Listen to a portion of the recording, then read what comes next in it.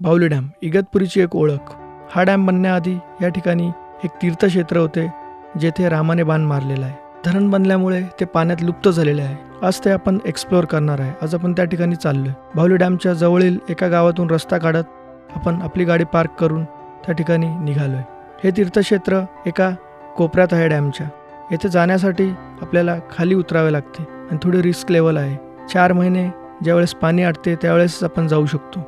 डोंगर उतरून खाली 2 डोंगराच्या कपारीतून आपल्याला खाली उतरून जावे लागते आणि समोर दिसते हे तीर्थक्षेत्र. सध्या डोंगर हा ठिसूळ झालेला आहे, त्यामुळे खाली जाणे हे थोडं रिस्की आहे. या डोंगराच्या कपारीतील दगड ठिसूळ झालेले आहे. खाली उतरताच आपल्याला समोर बाहुली डॅम दिसतो. सध्या डॅम आटलेला आहे, त्यामुळे हे तीर्थक्षेत्र बघण्याचे भाग्य आपल्याला लाभले. असं म्हणतात की या ठिकाणी रामाने बाण मारला आणि जिवंत पाण्याचा उगम झालेला आहे. ज्यावेळेस डॅम बनला नव्हता त्यावेळेस महाशिवरात्रामध्ये लोक या ठिकाणी भेट द्यायचे आणि स्नान करायचे. हे एक तीर्थक्षेत्र होते. धनुर्तीर्थ म्हणून या तीर्थक्षेत्राची ओळख होती.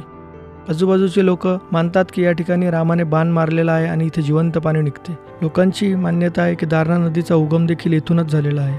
हेच पाणी आपल्या बाहुली डॅममध्ये येते. त्यामुळे आपल्या बाहुली डॅमचं पाणी हे संपूर्ण तीर्थक्षेत्राचं पाणी आहे. सध्या महाराष्ट्रामध्ये दुष्काळ पडण्याची भीती आहे, त्यामुळे पाण्याचा सर्वांनी नीट वापर करा. अशा नवनवीन एक्सप्लोरिंग गोष्टीसाठी आपल्या चॅनलला आजच फॉलो करा.